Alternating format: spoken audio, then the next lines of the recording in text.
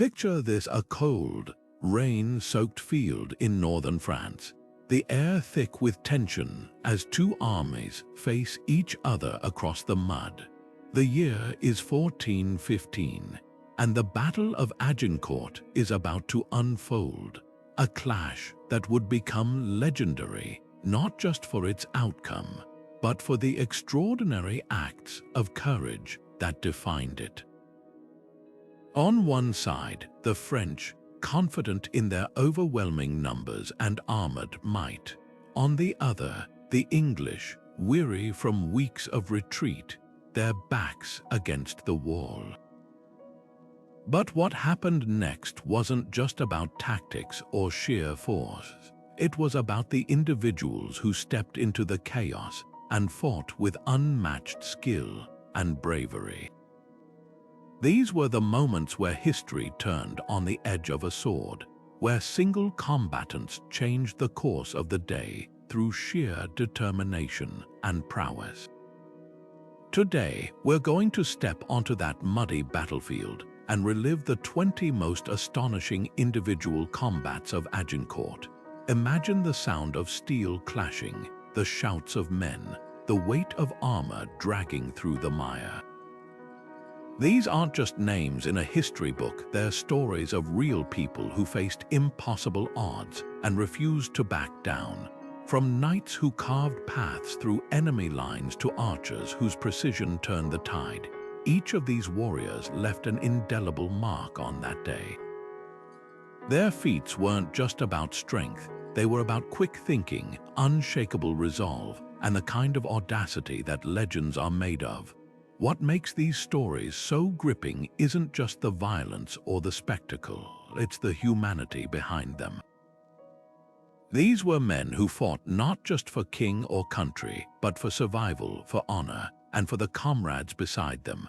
As we dive into these 20 unforgettable moments, you'll see how Agincourt wasn't just won by an army.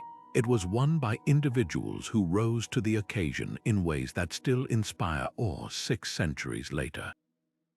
So settle in, because this isn't just a retelling of a battle. It's a journey into the heart of what it means to face adversity head-on and emerge victorious against all odds. To grasp the sheer magnitude of what unfolded at Agincourt, you have to step back and see the battlefield through the eyes of those who stood there. The 100 Years' War had already dragged on for decades, a bitter struggle between England and France over territory, power, and legitimacy.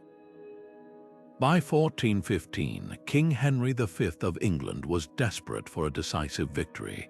His campaign had begun with high hopes, but after a grueling siege at Harfleur, his forces were weakened by dysentery and exhaustion.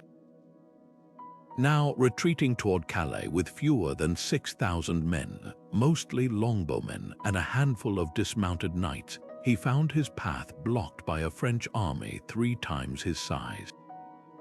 The French commanders, brimming with confidence, had every reason to believe this would be a swift and brutal end to Henry's ambitions. Their ranks were filled with heavily armored knights, the elite warriors of medieval Europe, trained for close combat and eager for glory. But the English had one secret weapon, the longbow. These weren't just ordinary archers, they were men who had trained since childhood to draw bows with enough force to punch through armor at 200 paces. And on that sodden October morning, as rain turned the freshly plowed fields into a quagmire, those bows would prove devastating. Yet what truly turned the tide wasn't just the arrows raining down, it was the brutal hand-to-hand fighting that followed. The French, bogged down in mud, their heavy armor dragging them deeper with every step, became easy targets for the lighter, more mobile English troops. Men slipped and struggled, knights were pulled from their horses, and in that chaos, individual acts of heroism shone brightest. This was where the battle shifted from a clash of armies to a series of personal duels, moments where skill, luck, and sheer willpower decided who lived and who fell. So when we talk about the legendary combats of Agincourt, we're not just recounting swings of a sword or well-placed arrows. We're seeing how ordinary men, pushed to their limits, did extraordinary things in the face of overwhelming odds. The battle wasn't won by numbers or even tactics alone. It was won by those who refused to yield when the stakes were highest, and that's where our story truly begins. To understand the ferocious duels of Agincourt, you have to picture the warriors at the heart of them, knights and men-at-arms, clad in steel from head to toe, wielding swords, axes, and polearms with lethal precision. These weren't just soldiers, they were the elite fighters of their time, trained since boyhood in the art of war. Every swing of their weapon was honed through years of practice, every movement calculated for maximum efficiency in the chaos of battle. The French knights, in particular, were the embodiment of medieval chivalry, raised to believe in their invincibility. But on that waterlogged field, their greatest strengths became their worst liabilities. The mud changed everything. Imagine wearing a suit of armor weighing 60 pounds or more, each step sinking deeper into the mire as you struggled to lift your legs. The French knights, accustomed to fighting on horseback or firm ground, found themselves immobilized, their heavy plate armor dragging them down like anchors. Meanwhile, the English men-at-arms, many of whom had fought in previous campaigns, knew how to adapt. They fought on foot, lighter and more mobile, using the terrain to their advantage. When the French finally reached the English lines after trudging through arrows and sludge, they were exhausted, their formations broken. That's when the real duels began. Close quarters combat in the Middle Ages was a brutal ballet of strength and skill. Knights didn't just hack at each other wildly. They used sophisticated techniques, half-swording, gripping the blade to deliver precise thrusts through gaps in armor, grappling, and even daggers aimed at weak points like the visor or armpits. At Agincourt, these techniques turned the tide. English men-at-arms, many of them veterans of border wars in Wales and Scotland, exploited the French knights' fatigue, pulling them down into the mud where their superior armor became a death sentence. Some French knights drowned face down in puddles, unable to rise under the weight of their own gear.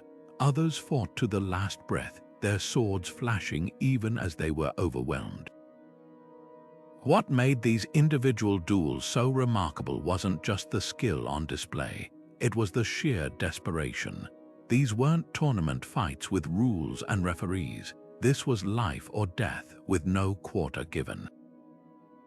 A single knight surrounded by enemies might hold off half a dozen attackers through sheer tenacity. Others, separated from their comrades, fought back to back in last stands that became legend. The stories that emerged from Agincourt weren't just about who won or lost, they were about how men faced the unimaginable and refused to break. And that's why, 600 years later, we still remember their names. Among the swirling chaos of Agincourt's opening moments, one duel stood out as a spark that ignited English morale: the clash between Sir Thomas Erpingham and a French knight. Here was a man in his late 50s, far older than most on the battlefield, yet his presence carried the weight of decades of warfare. As Henry V's trusted advisor and the mastermind behind the archers' deadly formations, Erpingham wasn't supposed to be in the thick of hand-to-hand combat. But when a French knight broke through the lines, challenging the English command directly, Erpingham didn't hesitate. He swung down from his horse, discarded the advantages of rank, and met the challenge head-on. What followed wasn't just a test of strength, it was a masterclass in tactical brilliance. The French knight, younger and clad in gleaming armor, lunged with the confidence of a man who'd spent his life training for single combat. But Erpingham fought like someone who'd survived countless battles by outthinking his opponents. He used the mud to his advantage, sidestepping the knight's heavy swings and letting the terrain tire his adversary. As the Frenchman's movements grew sluggish, Erpingham feigned a retreat, luring him forward, then pivoted with a sudden, brutal strike to the knee joint, where armor was weakest.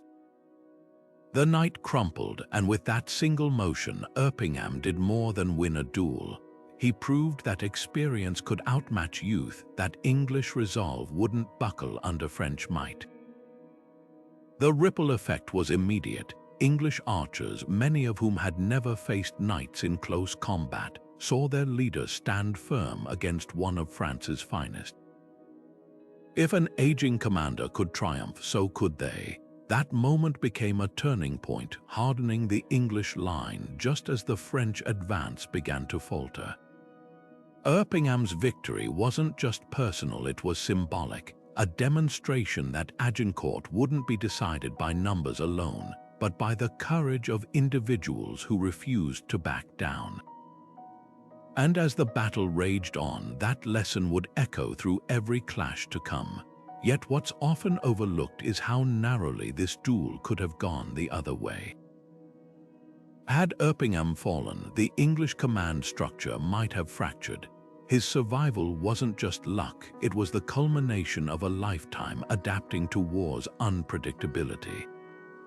In later years, chroniclers would immortalize the moment, but for the men fighting that day, it was something simpler. Proof that even against impossible odds, one well-placed blow could change everything.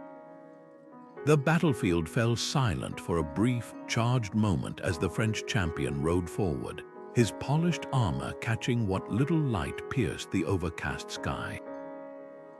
Here was a man bred for war, tall, broad-shouldered, his surcoat bearing the scars of previous victories.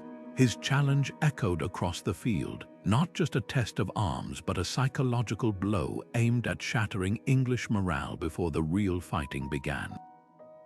Among the English ranks, whispers spread. This was no ordinary knight, but one of France's most feared duelists, a man who'd never been unhorsed in tournament or battle. Then, to everyone's shock, a figure stepped forward.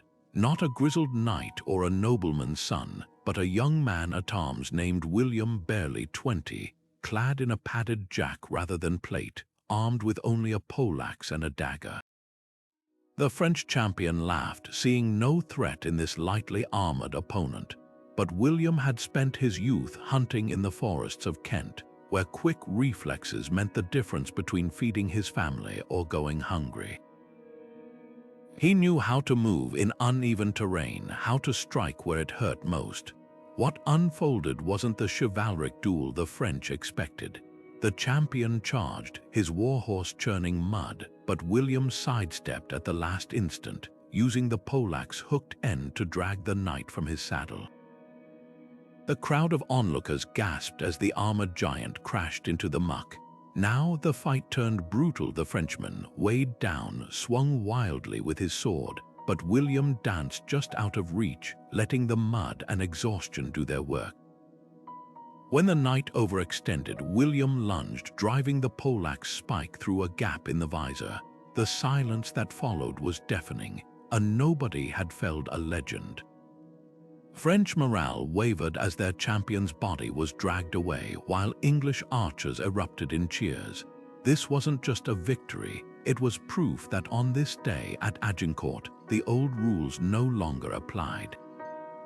Nobility and training meant nothing against sheer cunning and the will to survive. William's name would be lost to history, but his lesson endured. Sometimes, the greatest warriors aren't those with the shiniest armor, but those who refuse to accept defeat. The rain had turned the ground into a slippery trap, perfect for an archer with quick feet and quicker instincts. Among the English ranks, one longbowman stood out, not just for the arrows he'd loosed into the French advance, but for what happened when his quiver finally ran empty.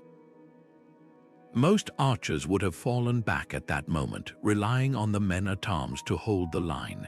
But this one, a grizzled veteran of border skirmishes with a nick in his ear from a Scottish broadsword, did the unthinkable. As a French knight thundered toward him, lance lowered for the kill, he didn't run. Instead, he yanked his dagger free and braced himself. The knight must have thought it a joke, a mere archer, armed with nothing but a foot-long blade, daring to stand against a mounted warrior in full plate. But the archer had spent a lifetime reading terrain. He waited until the last possible second, then sidestepped the lance with a hunter's precision, letting the horse's momentum carry the knight past him. The mud did the rest. The war horse's hooves skidded, and as the knight struggled to stay upright, the archer lunged, driving his dagger into the gap between breastplate and helmet. The Frenchman toppled into the muck, his armor now a coffin. What made this moment legendary wasn't just the audacity, it was the lesson it burned into the minds of everyone watching. Agincourt wasn't a battle of knights alone. The English victory was built on moments like this, where ordinary men, fighting with whatever they had, turned the tide through sheer nerve and adaptability. The archer's name is lost to time, but his legacy lives on, proof that courage and cunning could level even the most lopsided odds. And as the battle raged on, his example would echo through the ranks, inspiring others to stand firm when all seemed lost. Yet there's something deeper here too. This wasn't just a story of survival. It was a glimpse into the changing face of warfare. The medieval world had long believed in the invincibility of the armored knight, but at Agincourt, that myth crumbled alongside the French charge. The archer's victory signaled a shift, a moment when skill and terrain began to outweigh brute strength and status. And in the chaos of that field, as the French knights learned too late, the true danger wasn't always the opponent you expected, it was the one you underestimated. Cut off from their comrades, the two English knights stood shoulder to shoulder in a sea of enemy colors, their breath ragged beneath their visors.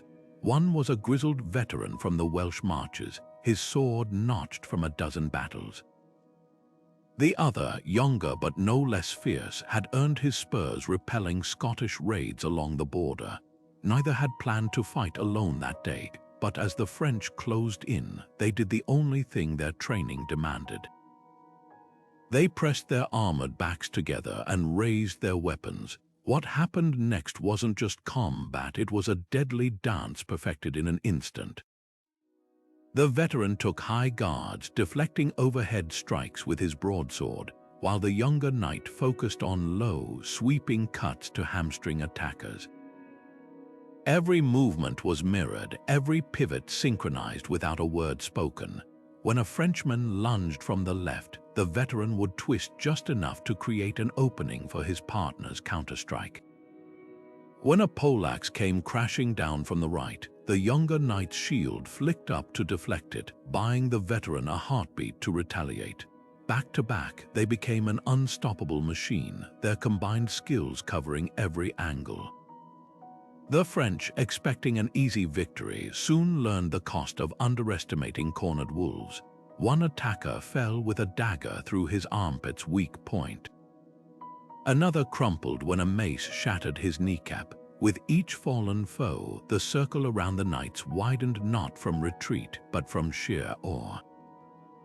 Even the most battle-hardened French men at arms hesitated, unnerved by the precision of this defiant duo, but the true impact of their stand wasn't measured in bodies. Across the mud-choked field, English archers and men-at-arms caught glimpses of the struggle. Seeing two of their own hold firm against impossible odds ignited something primal. If they could fight on, so could the rest. The knight's last stand became a rallying cry, a living banner of resistance that stiffened the entire English line. By the time the French finally overwhelmed them, dragging both down through sheer weight of numbers, their defiance had already etched itself into Agincourt's legend. What's often forgotten is how close they came to survival. Chronicles suggest the younger knight nearly broke through the encirclement, his partner carving a path with a final, desperate charge. Had a single arrow flown differently, had one more Frenchman faltered, their story might have ended in triumph rather than tragedy. But perhaps it's the very inevitability of their fall that makes their stand so enduring. They didn't fight to win, they fought to prove that even in darkness, courage could light a fire bright enough to change the course of a battle, and on that day it did. The French noble's name has been lost to time, but the moment he spurred his warhorse forward remains etched in the memory of those who witnessed it. Clad in armor so finely crafted it shimmered even under the overcast sky, he was the embodiment of medieval chivalry, a man bred for war, raised on tales of valor, and determined to prove that even in defeat, honor could still be won. As the French lines wavered under the relentless English arrow storm, he made a choice that defied all tactical sense. Instead of retreating to safer ground, he raised his sword high, shouted a challenge that cut through the din of battle, and charged straight into the heart of the English formation. What followed was less a military maneuver and more a spectacle of sheer audacity. His swordplay was a blur of precision, each stroke deliberate, each parry timed to perfection. The English men-at-arms, hardened by years of campaigning, found themselves outmatched by the noble's relentless skill. One after another, they fell before him, their armor no match for the lethal grace of his attacks. For a few fleeting minutes, it seemed as though a single man might carve a path through the entire English line. The sheer force of his charge sent shockwaves through the ranks, forcing even seasoned veterans to hesitate. But Agincourt was a battle where no amount of individual brilliance could overcome the tide of mud, fatigue, and overwhelming numbers. The noble's horse, exhausted and wounded, finally collapsed beneath him, throwing him into the churned-up earth. Even then, he refused to yield. Rising to his knees, he swung his sword in wide, defiant arcs, daring any Englishman to approach. It took half a dozen men to finally bring him down, one grappling his sword arm, another driving a dagger through the gap in his visor. Yet his sacrifice was not in vain. That desperate charge, though doomed from the start, bought precious minutes for the French rear guard to reform. The English advance, which had been moments away from breaking through entirely, stalled just long enough for fresh French troops to shore up the crumbling line. In the end, the noble's legacy wasn't measured in enemies slain, but in the flicker of hope he ignited amid disaster. His death became a rallying cry, a reminder that even in the face of certain defeat, courage could still shape the battlefield. And as the fighting raged on, that lesson would echo far beyond the muddy fields of Agincourt, a testament to the enduring power of one man's refusal to surrender. What makes this moment so haunting is how it defies easy judgment. Was his charge the last gasp of a dying ideal, or a stroke of tactical genius that briefly tilted fate? Historians still debate it, but for the men who fought that day, the answer didn't matter. What lingered was the image of a lone figure, silhouetted against the storm, choosing how he would meet his end, not with a whimper, but with a blade in hand and defiance in his heart. And in that, he won something far greater than victory. He won immortality. Amid the swirling chaos of the battle, two figures emerged from the fray like ships cutting through a storm, one clad in the colors of England, the other in the heraldry of France. These weren't just soldiers, they were captains, leaders of men, each with decades of war etched into their movements. The Englishman, a grizzled veteran of border skirmishes, had a sword hand steadied by countless campaigns. The Frenchman, a knight trained in the finest courts, carried himself with the precision of a duelist who'd never known defeat.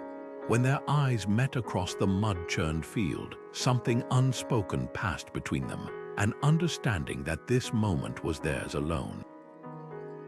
What followed was less a fight and more a symphony of steel. Every strike was countered with flawless timing, every feint answered with a parry so exact it seemed rehearsed. The English captain fought with the pragmatic brutality of a man who'd learned war in the trenches, his swings economical, his footwork grounded in survival. The French captain, by contrast, moved with the elegance of a dancer, his blade flickering like lightning as he exploited every opening. Yet for all their differences, they were perfectly matched. Neither could land a decisive blow. The duel stretched on, a rare pocket of order in the surrounding bedlam, as soldiers on both sides paused to watch. Then, in a moment that would become legend, the Frenchman's sword locked with the Englishman's at the hilt, bringing them nose to nose.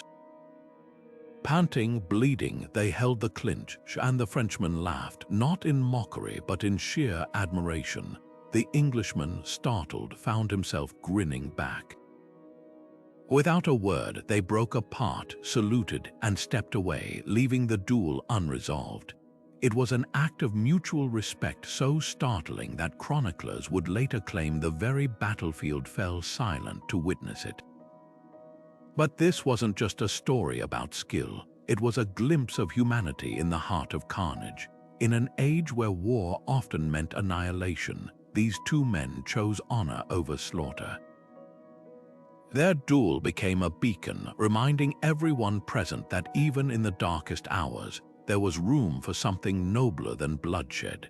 And though neither captain's name survives in the records, their legacy endures, proof that sometimes the greatest victories aren't measured in lives taken, but in the unspoken bonds forged between warriors. What makes their story so enduring isn't the lack of a winner, it's the quiet defiance of their choice. In a battle defined by desperation and brutality, they carved out a moment where chivalry wasn't just a myth, but a living, breathing truth. And for those who fought at Agincourt, that fleeting truce between enemies became a lesson no chronicle could fully capture. That even in war, the line between foe and friend can blur when both sides share the same unshakable respect for the art of battle. The French knight's roar of fury carried across the battlefield as his warhorse thundered toward the English lines, its hooves kicking up clods of mud. His armor bore fresh dents from arrows that had somehow failed to pierce through, and his surcoat was torn where one lucky shot had grazed his thigh. But what burned hottest in his chest wasn't pain, it was rage. These archers, these peasants with their bows, had turned the sky black with death, and he'd marked one in particular, a tall, lean bowman whose arrows had felled 3 of his comrades in as many minutes. Now, with the English ranks in disarray, the knight saw his chance for vengeance. Sword raised high, he aimed his charge straight at the archer's heart. The bowman, a weathered man with hands calloused from years of drawing 100-pound yew bows, had just loosed his last arrow when he spotted the knight bearing down on him. There was no time to reload, no time to flee. Panic flickered for half a breath before his eyes locked onto a fallen poleaxe lying in the mud, dropped by a fallen comrade. In that instant, instinct took over. He snatched it up, the weight unfamiliar but not unwelcome, and planted his feet just as the knight closed the distance. What happened next defied every rule of medieval combat. The knight, trained to fight men-at-arms in gleaming plate, expected the archer to crumble under his charge. Instead, the bowman pivoted at the last moment, using the poleaxe's hooked end to yank the knight's shield aside. The knight's sword swing went wide, and before he could recover, the archer swung the axe's blunt side into his helmet with a crunch that echoed across the field. Dazed, the knight reeled, but the archer wasn't done. He reversed his grip, driving the spike into the gap between the knight's cuirass and gorget. Metal gave way with a sickening grind, and the knight toppled from his saddle, hitting the mud with a splash. For a heartbeat, the battlefield seemed to hold its breath. An archer outfitted in little more than a padded jack and leather had just felled a fully armored knight in single combat. The moment shattered the unspoken hierarchy of war, proving that on this day at Agincourt, skill and quick thinking mattered more than title or steel. The English ranks erupted in cheers, their spirits lifted by the sheer audacity of it. Even the French hesitated, their certainty wavering as they witnessed one of their finest brought low by a man who'd never been trained as a knight. Yet this wasn't just a story of one man's triumph, it was a turning point in the battle's psychology. The archer's victory sent a ripple through both armies, a silent reminder that the old rules no longer applied. The French had entered this fight believing their armor and lineage made them invincible, but Agincourt was proving again and again that adaptability and grit could undo centuries of tradition in a single stroke. And as the battle wore on, that lesson would weigh heavier than any suit of plate. What's often forgotten is how close the archer came to death. Chronicles suggest the knight's sword had grazed his arm in that first charge, leaving a gash that would later require stitches.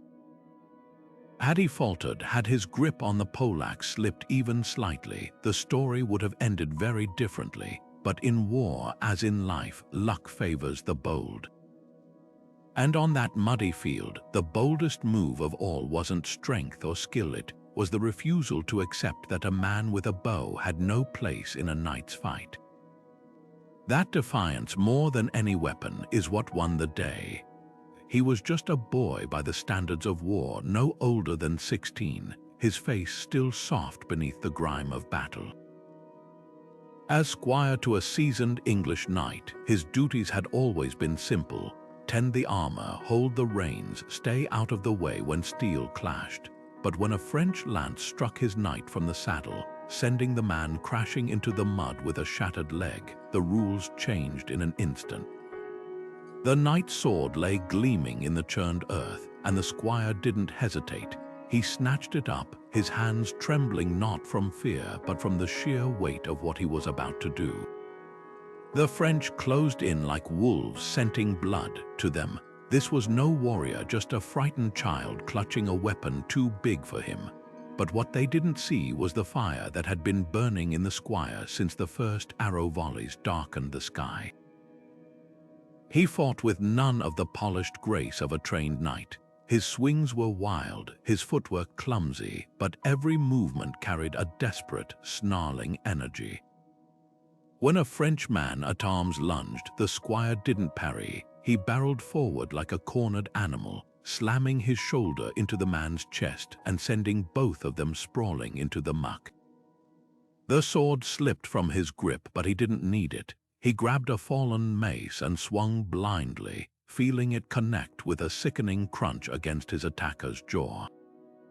Somehow, against all odds, he held the line.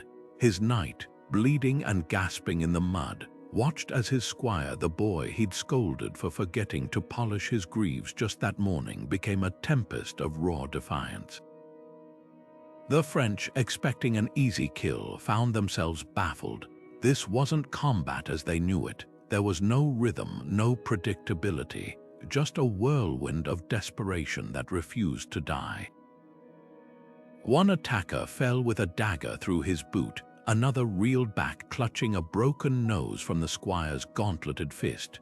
With each passing second, the boy's resolve hardened, his movements growing sharper, more lethal.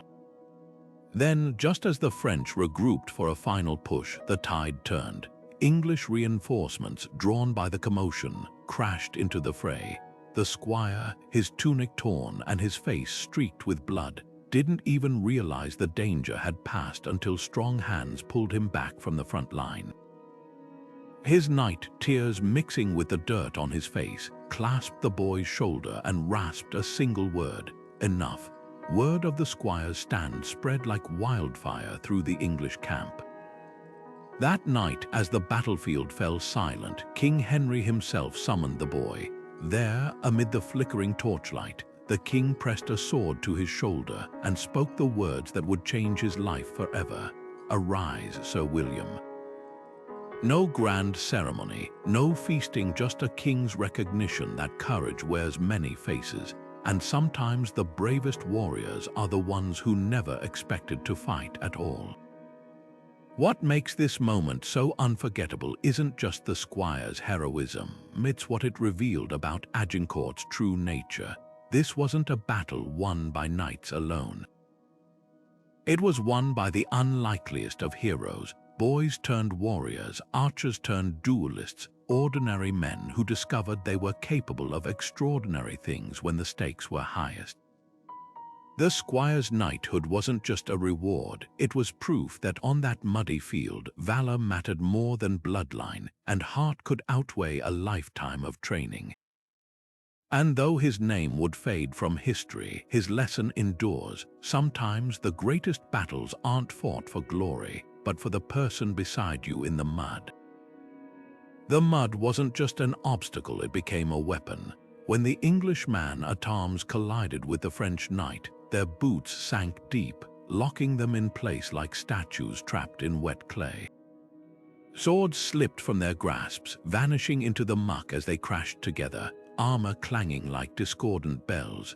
What followed wasn't the elegant duel of chivalric legend, but something far more primal. A bare-knuckled brawl where survival hinged on who could endure the longest. The French knight, taller and broader, threw his weight into a punch that dented the Englishman's cheekplate. But the Englishman had spent years marching through Welsh rains and Scottish bogs. His lungs were hardened to exhaustion, his muscles trained to push past pain.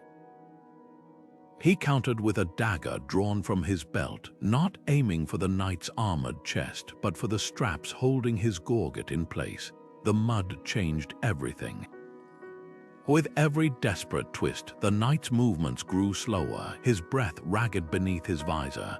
The Englishman, lighter on his feet, used the terrain like a wrestler uses the ropes, pivoting, shifting, letting the sludge sap his opponent's strength. When the knight lunged, the Englishman yanked him forward by his sword belt, sending him face first into the mire. For a heartbeat, the knight flailed, blinded by the filth caking his visor's slits. That was all the opening the Englishman needed. He drove his knee into the knight's side, feeling ribs give way beneath the armor's padding. Yet what made this duel unforgettable wasn't just the brutality, it was the intimacy. At such close quarters, the two men weren't faceless enemies, but breathing, bleeding adversaries. The knight, gasping through broken teeth, spat a curse in French.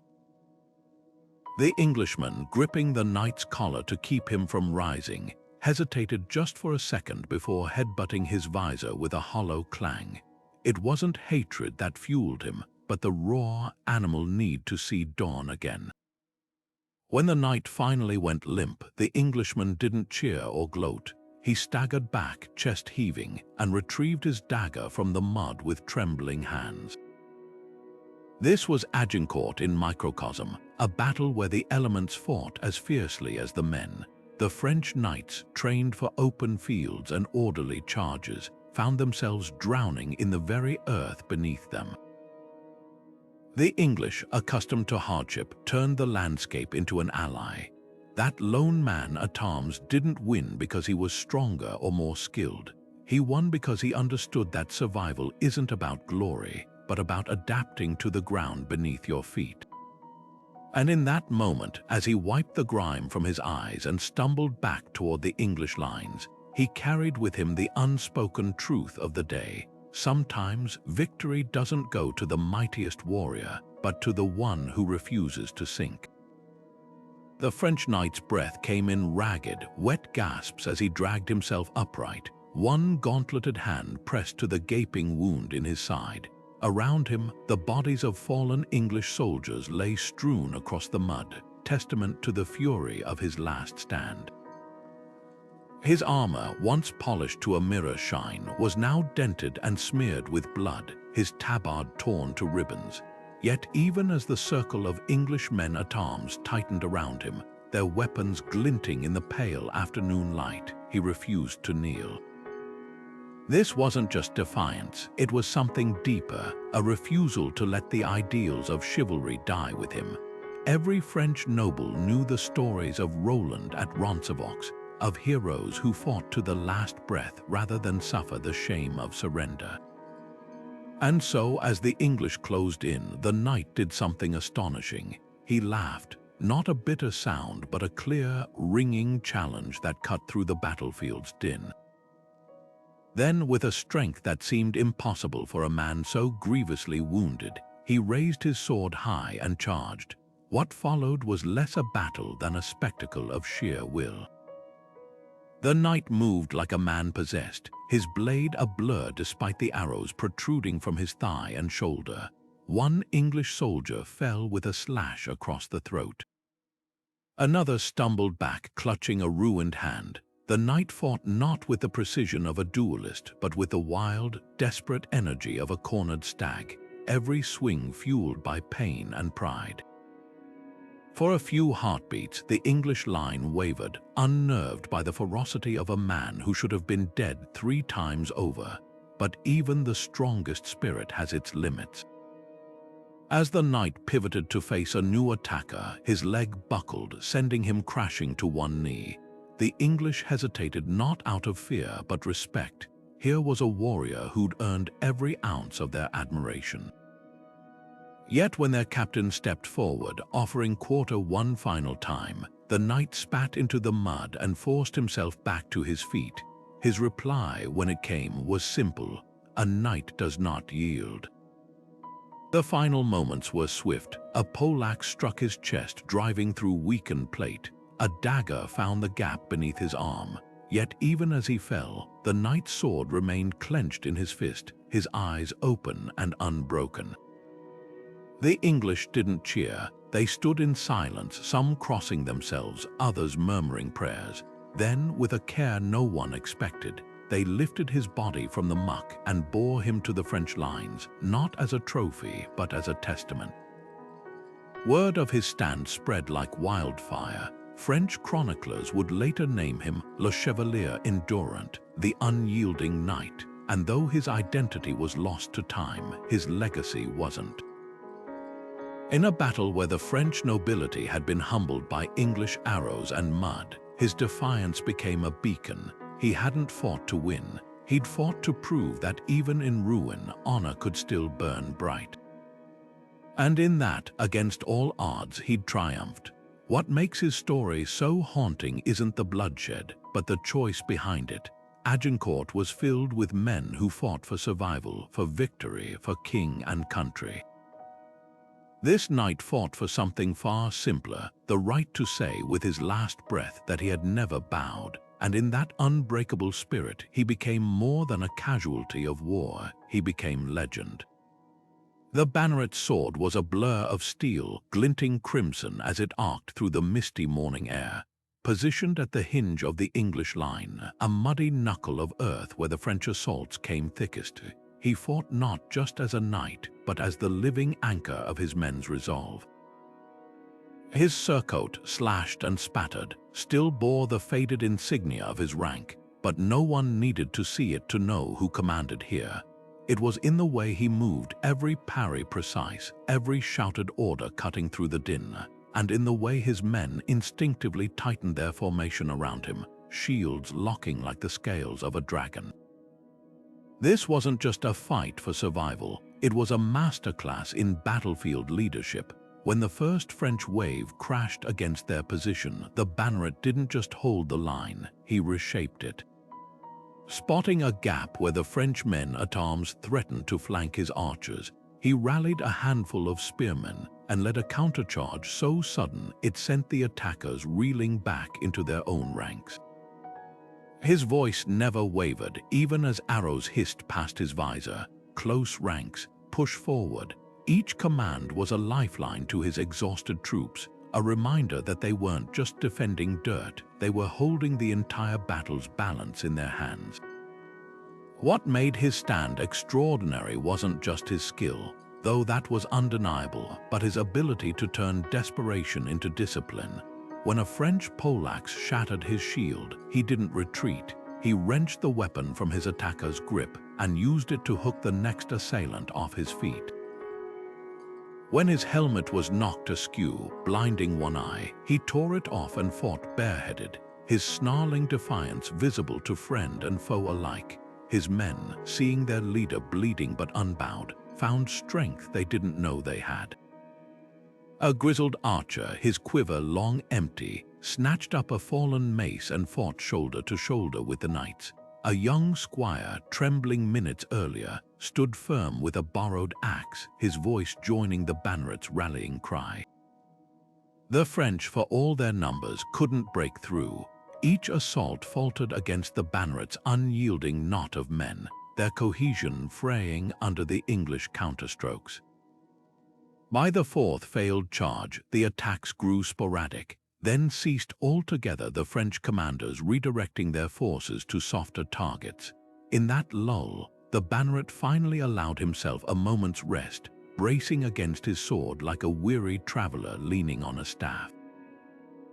His hands shook now that the battle lust had faded, his breath coming in ragged gasps, but his eyes, those never left the field. History remembers Agincourt for the arrows, the mud, the staggering English victory against the odds. But in the quiet corners of chronicles, you'll find another truth. Battles aren't won by armies. They're won by moments like this, by leaders who become lightning rods for courage, who turn a scattered band of survivors into an unbreakable wall. The banneret's name might not echo as loudly as Henry's, but his legacy is written in the lives of every man who stood with him that day and lived to see the sun break through the clouds. And perhaps that's the greatest victory of all, not just to change the course of a battle, but to prove that even in hell's crucible, ordinary men can become something extraordinary. The thunder of hooves cut through the din of battle as two figures emerged from the fray, knights astride war horses, their lances leveled like twin bolts of lightning. One bore the fleur-de-lis of France, his armor chased with gold. The other, the English lion, his surcoat splattered with mud and blood. For a heartbeat, the chaos around them seemed to still as they charged, their mounts' powerful strides churning the sodden earth beneath them. Then came the crack of splintering wood, their lances struck true, shattering against each other's shields in a burst of splinters that rained down like brittle hail. Neither man faltered. Wheeling their horses with practiced ease, they drew swords in unison, the steel ringing free of scabbards with a sound like a challenge. What followed wasn't the brutal slog of infantry combat, but something rarer, a duel of movement and grace, a deadly dance where every pivot of a horse's flank or shift in the rider's weight could mean life or death. The French knight struck first, his blade flashing toward the Englishman's helm, but his horse, skittish from the cacophony of battle, sidestepped at the last moment, throwing the blow off course. The English knight seized the opening, countering with a slash that carved a bright scar down his opponent's pauldron. Round and round they circled, their horses snorting steam into the chill air, their swords clashing again and again. The French knight fought with the precision of a man trained in royal tourneys, his strikes measured, his counters elegant. But the Englishman had learned war in the border marches, where horsemanship wasn't about spectacle but survival. He guided his mount not with reins alone, but with the pressure of his knees, leaving his hands free to wield his sword with brutal efficiency. When the French knight lunged again, the Englishman's horse sidestepped as if reading his thoughts, and in that split second of imbalance, the English blade found its mark, a thrust through the gap at the Frenchman's gorget. The French knight stiffened, his sword slipping from his grasp as he toppled slowly from the saddle. His horse, sensing its rider's distress, bolted for the safety of the French lines, leaving its master crumpled in the mud. The English knight didn't cheer. He simply saluted his fallen foe with his sword, a gesture of respect between warriors before turning back to the fray. What made this duel extraordinary wasn't just the skill on display. It was the stark contrast between two worlds colliding. The French knight had fought as though this were a tournament, bound by the unspoken rules of chivalry. The Englishman fought as though his life depended on it because it did. In that moment, the battle's larger truth was laid bare. Agincourt wouldn't be won by tradition or pageantry, but by the grim pragmatism of those who understood that war, at its core, wasn't about glory. It was about staying alive, yet there's a deeper irony here. Though the English knight's victory was a triumph of practicality over pomp, his salute to his fallen adversary revealed something just as vital, that even in the midst of carnage, honor could still flicker like a candle in the storm. And perhaps that's why this duel, out of thousands that day, lingers in the imagination, not just for the clash of steel, but for the fleeting glimpse of humanity that survived it. They called him the Bear not for his size, though he stood head and shoulders above most men, but for the way he fought, with a raw animal power that sent French knights stumbling back in shock. His weapon of choice wasn't a knightly sword or elegant lance, but a brutal two-handed axe, its blade so broad it could cleave a shield in half with one swing. When the English line wavered under a fresh French assault, the Bear didn't wait for orders. He stepped forward, hefted that monstrous axe onto his shoulder, and let out a roar that cut through the battle's clamor like a hunting horn.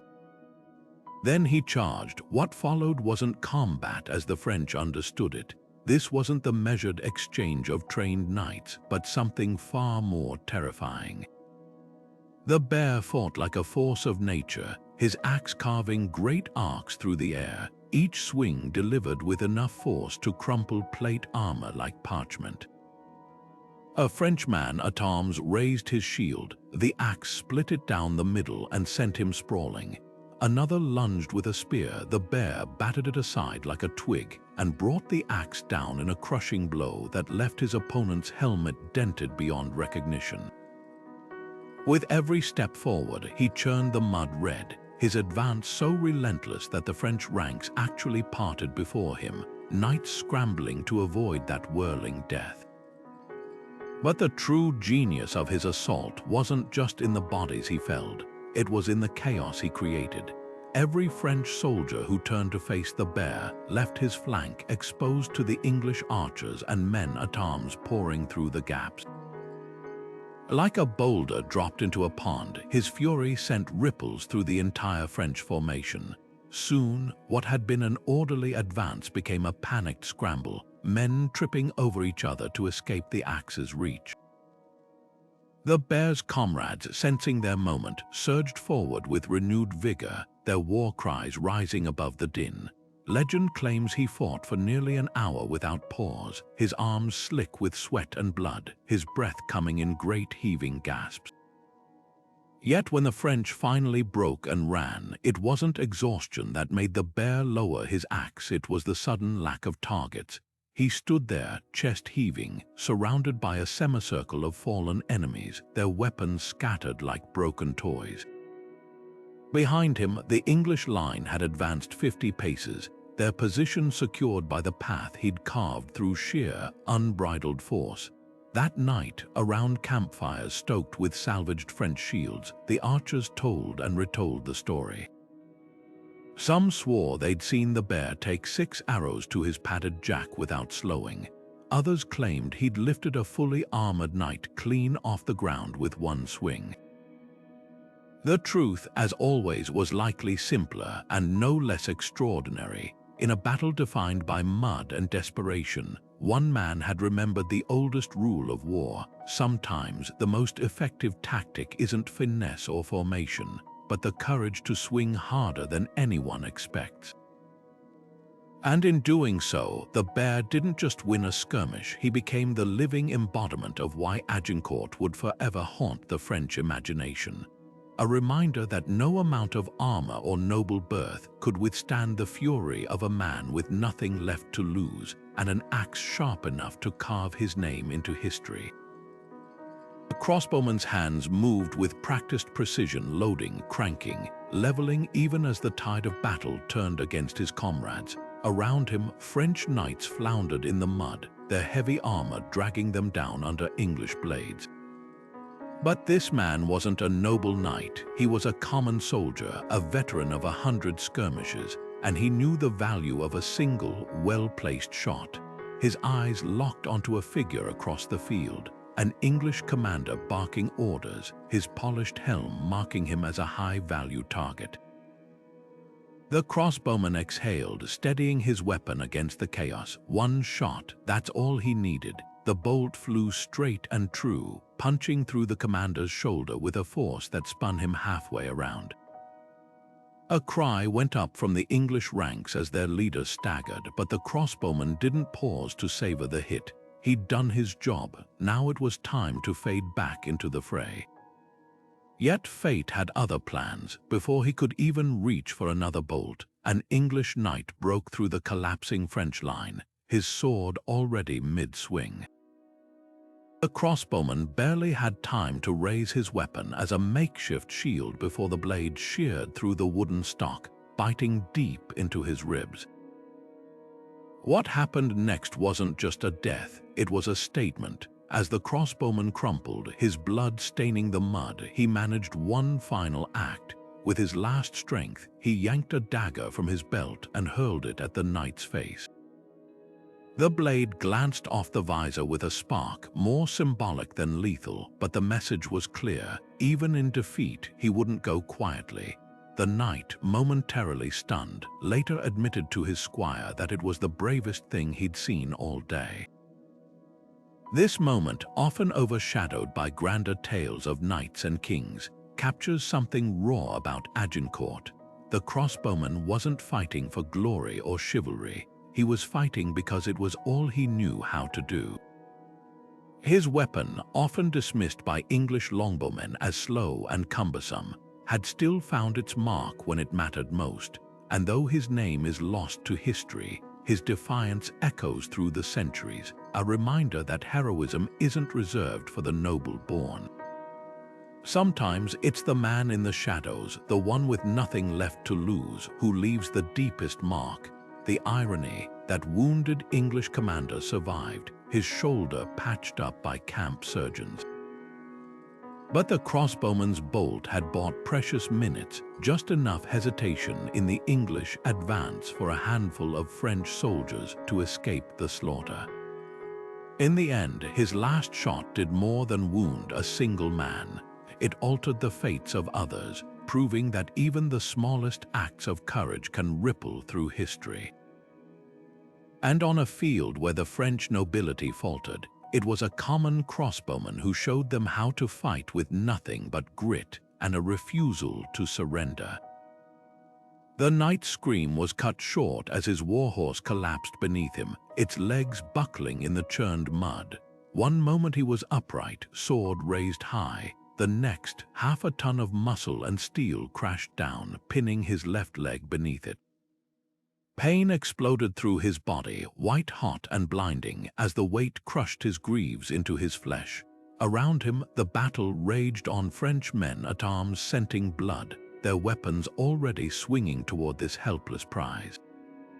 The knight twisted, desperate to free himself, but the dying horse thrashed, driving him deeper into the muck.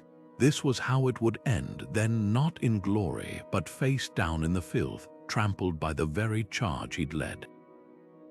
Then came the drumbeat of footsteps, the sharp twang of bowstrings snapping taut.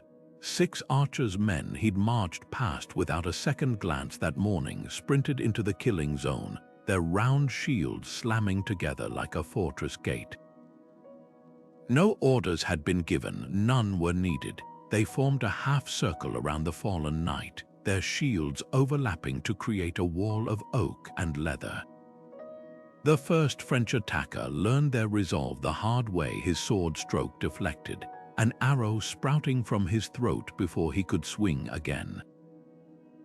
The archers fought not as skirmishers now, but as a single organism, their movements synchronized through years of shared campaigns.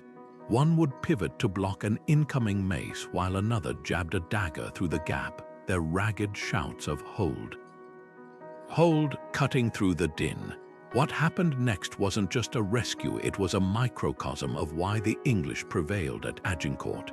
These weren't noble knights bound by oaths. They were yeomen and farmers, men who'd spent their lives relying on the comrades beside them. When one archer took a spear thrust to the thigh, he didn't fall, he braced his shield harder, teeth gritted, while his neighbor yanked the weapon free and hurled it back at its owner. Another, his quiver long empty, used his bow as a makeshift club, cracking it across a Frenchman's helmet with enough force to splinter the yew. Every second bought with their defiance gave the pinned knight precious time to wrench his leg free, his boot slick with blood but his sword hand steady. By the time he staggered upright, the French assault had faltered, whether from sheer frustration or the sudden horn call redirecting them elsewhere. The attackers melted back into the fray. The archers, breathing hard, didn't pause for thanks. They just tightened their formation, creating a corridor to shepherd the knight back toward the English lines. 1. A grizzled man missing 2 fingers on his right hand barked over his shoulder. "Move slow, my lord, we'll cover you." The knight, humbled, realized with sudden clarity that titles meant nothing here. Survival in this mud and madness was a gift given by the men beside you. Later chroniclers would call it a minor episode in the grand sweep of battle, but those who were there knew better.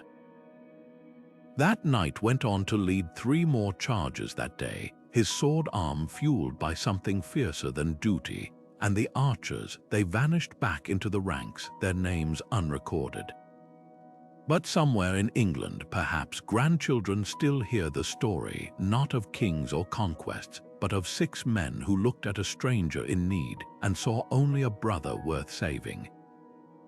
That, more than any arrow volley, was the true secret of Agincourt, an army that fought not as master and servant, but as one.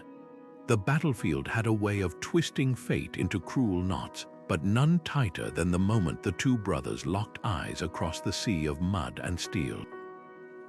One wore the Red Cross of England, his surcoat frayed from weeks of campaigning.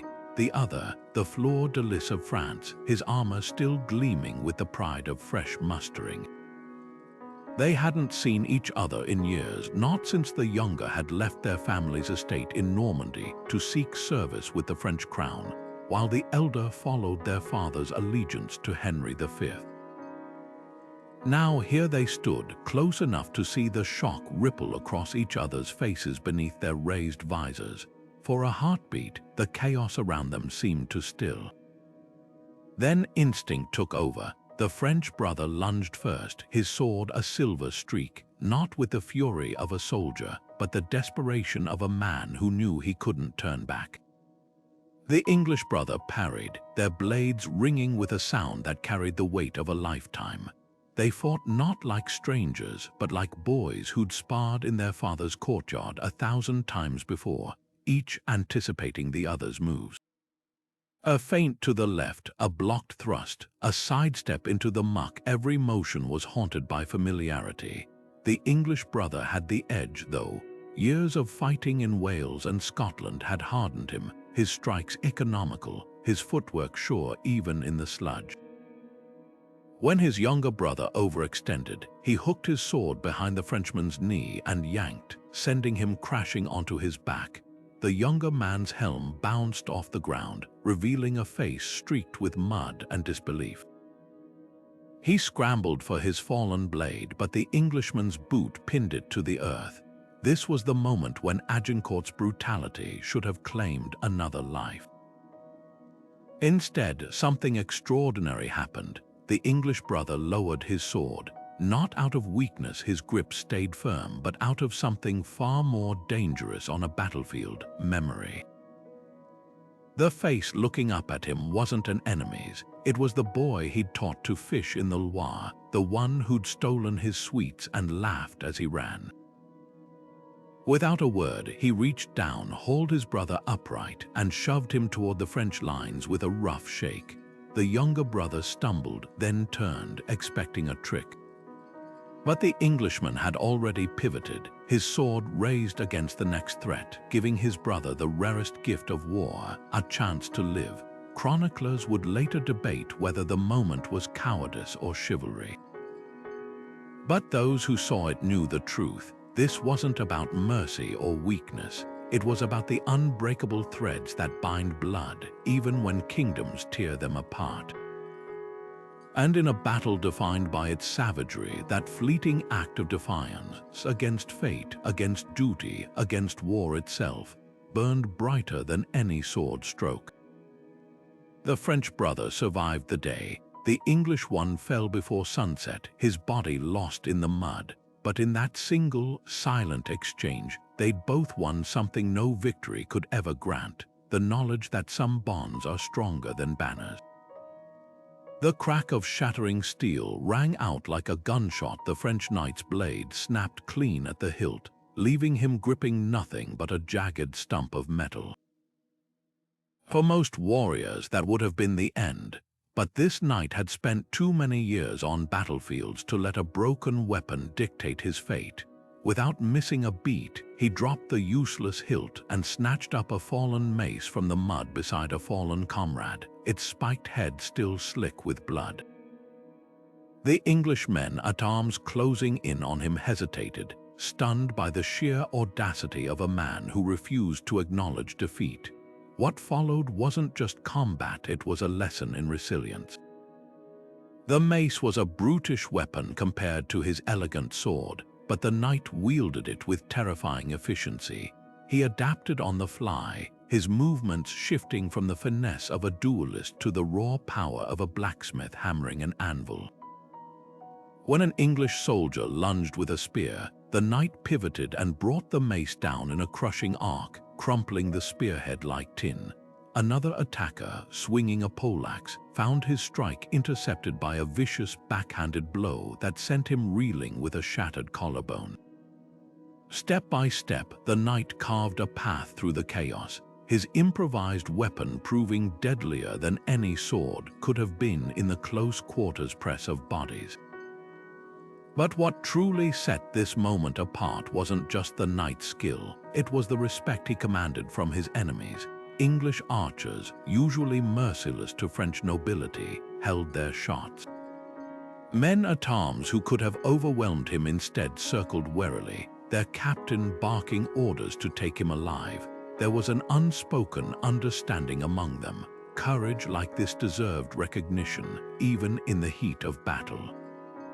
When the knight finally staggered, his strength spent after felling half a dozen opponents, the English didn't strike the killing blow. Instead, they swarmed him, grappling his arms and wrestling him to the ground, not as a prisoner, but as a trophy of war, a living testament to the kind of warrior even victors could admire. Later in the English camp, the knight's fate took another unexpected turn. King Henry, hearing of his defiance, ordered him brought forward. Legend claims the monarch offered him a choice: swear fealty and join the English ranks, or be ransomed back to his people with honor intact. The knight, ever stubborn, chose the latter, but not before sharing a cup of wine with the king, a rare gesture between enemies. His story spread through both armies, a flicker of light in the battle's gloom. What makes this duel so unforgettable isn't the violence, but the humanity beneath it. In a clash defined by mud and misery, one man's refusal to yield, even with a broken sword, reminded everyone that war wasn't just about winning or losing. It was about the unbreakable spirit that could, for a moment, transcend the bloodshed. And though his name is lost to time, his legacy endures, proof that sometimes the greatest weapon isn't steel, but the will to keep fighting when all seems lost. No one noticed the sergeant at first, just another faceless soldier in the mud, his rank barely worth a second glance among the nobles and knights shouting orders.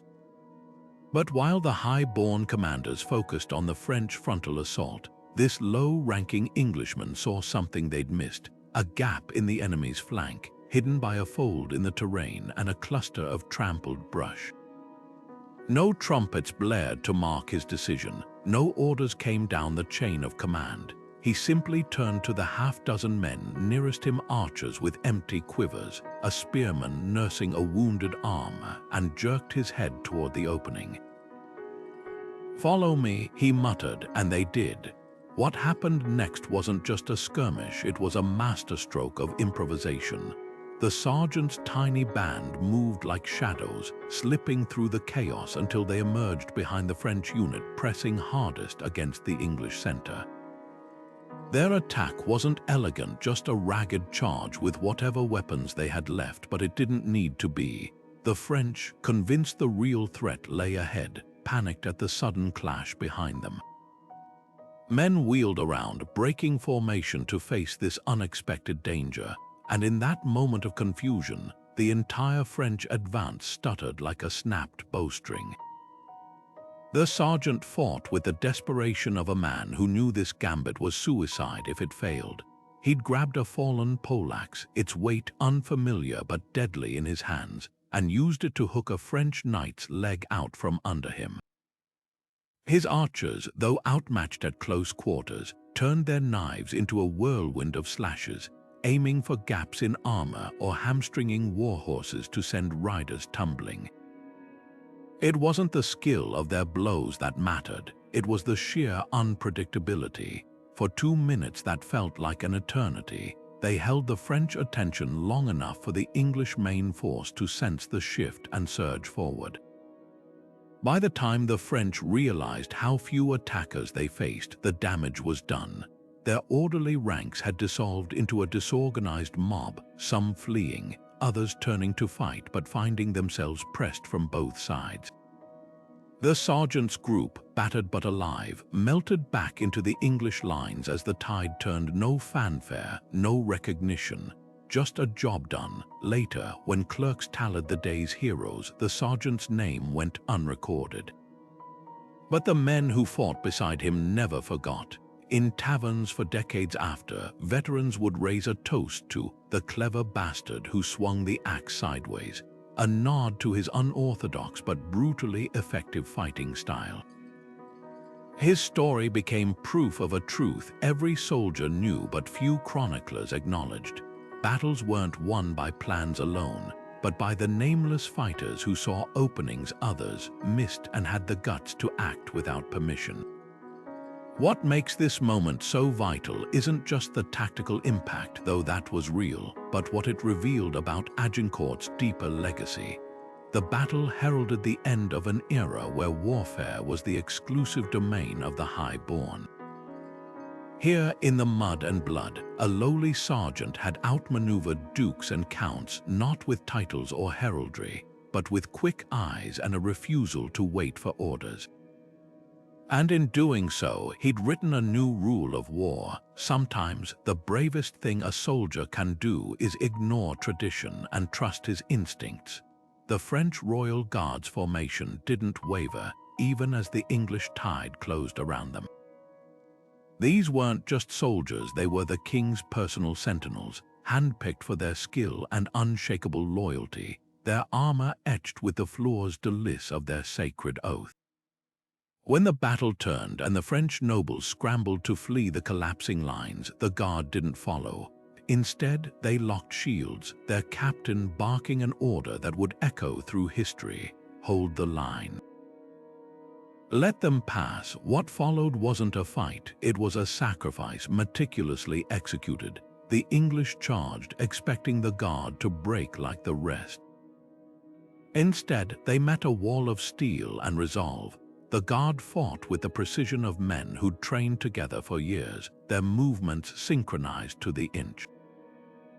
Spears thrust in unison, creating a bristling hedge of deadly points. Swords flickered out from between shields, each stroke deliberate, economical. For every guard that fell, 2 English attackers went down, a brutal exchange rate that made even the most battle-hardened men hesitate.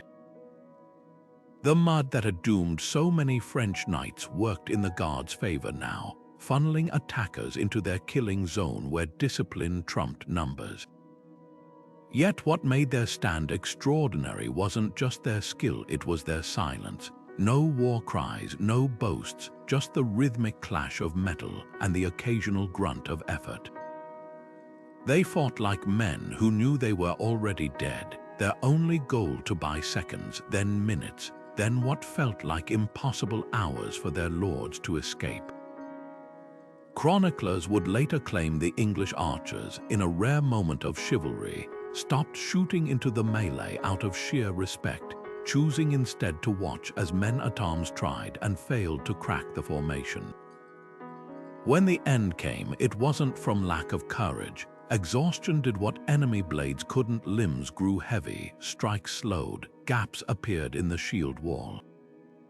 The English surged through, their victory bitter with admiration. Not a single guard surrendered. The last one, his back against a pile of fallen comrades, fought on with a broken sword until a poleaxe found his ribs.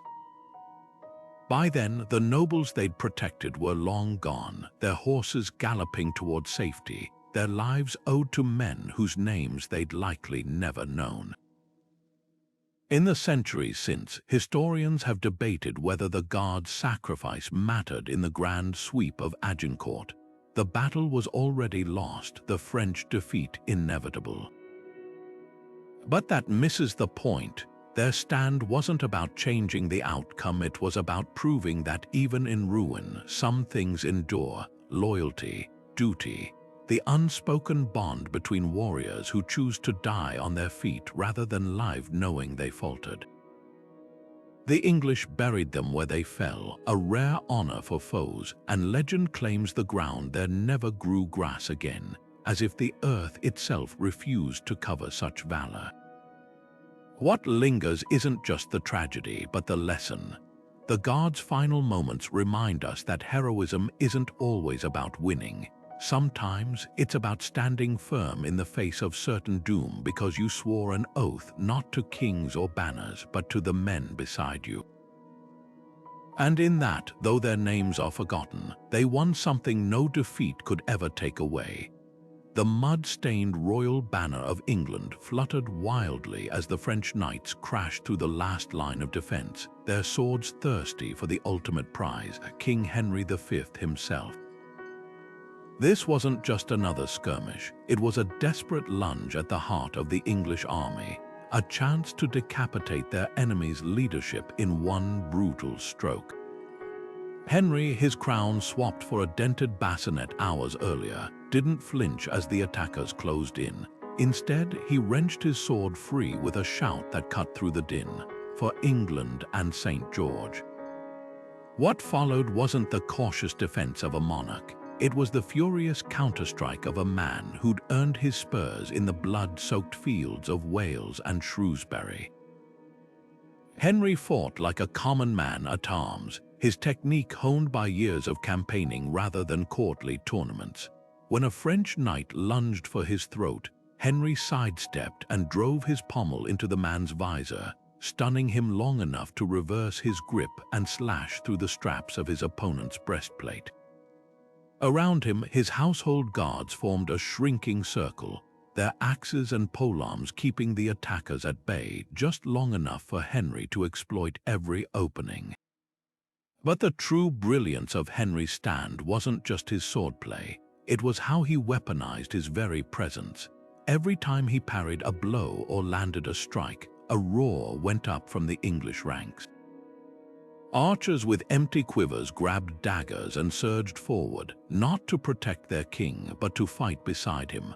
The French, expecting panic, found themselves facing something far more dangerous, an army galvanized by the sight of their leaders sharing their peril.